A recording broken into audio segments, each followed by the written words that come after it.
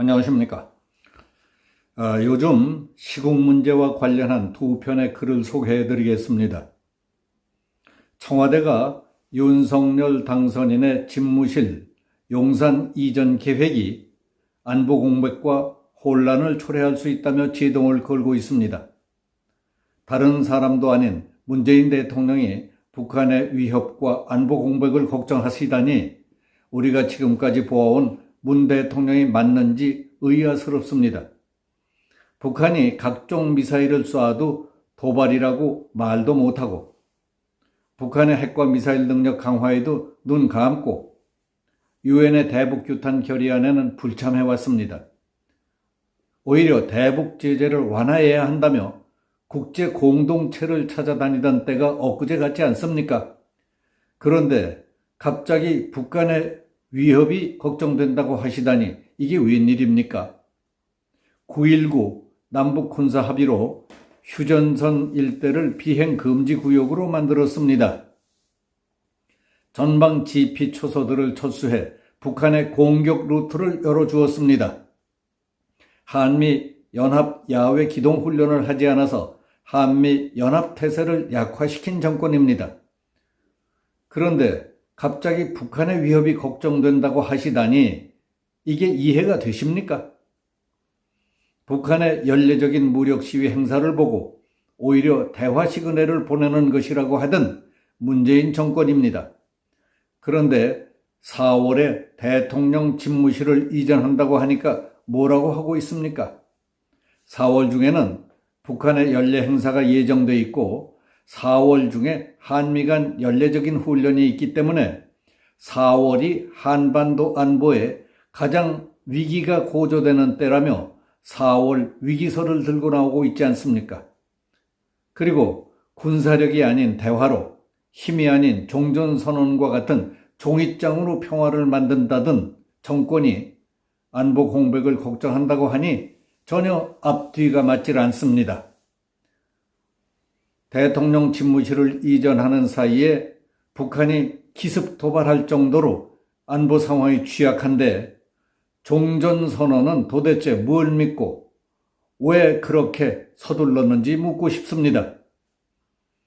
국민의 혈세 수백억 원이 들어간 남북공동연락사무소 폭파에는 찍소리도 못하고 북한이 철도 이동 미사일을 개발해 철도에서 미사일을 펑펑 쏴대도 북한의 철도와 도로를 현대화해줘야 한다지 않습니까? 그래서 남북협력기금에 1조 2,800억 원을 일방적으로 편성한 정권이 496억 원의 대통령 집무실 이전 비용이 걱정된다고 하다니 지나가던 소가 웃을 일이 아닙니까?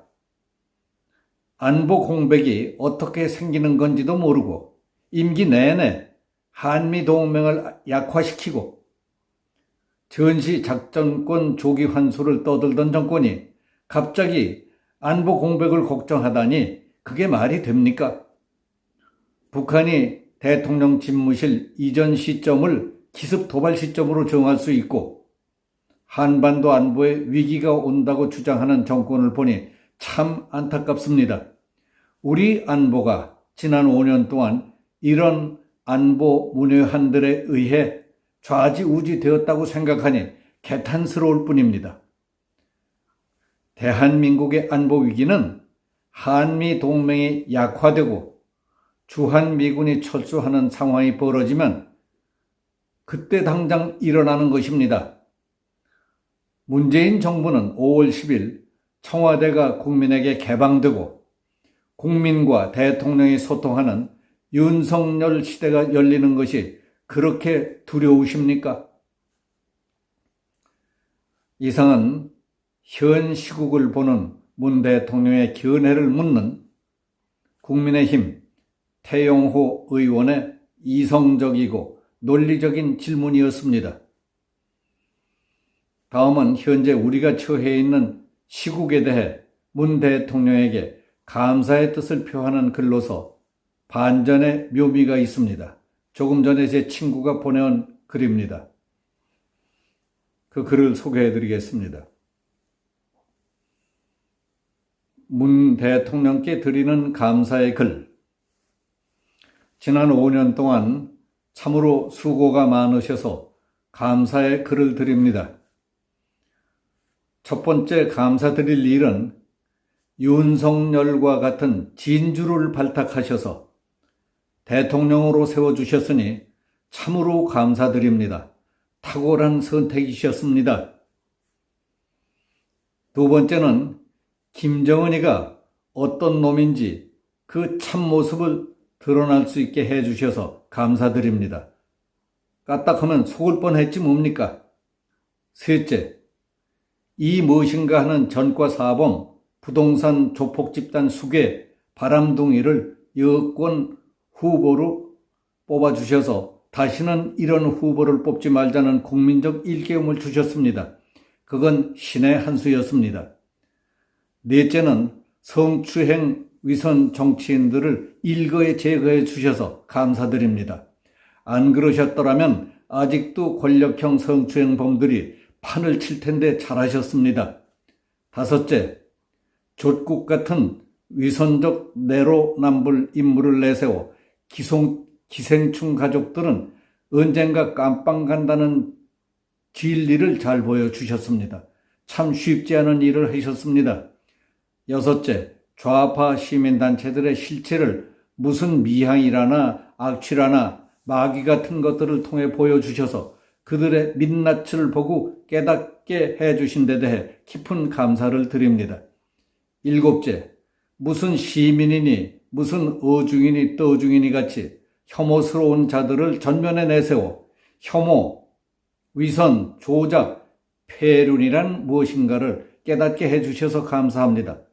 자라나는 젊은이들이 그렇게 살면 안 된다는 것을 절실하게 깨달았을 겁니다. 여덟 번째, 무슨 갱수라는 놈을 통해서 여론 조작 범행자들의 결말을 보여주신 것도 잘하셨습니다.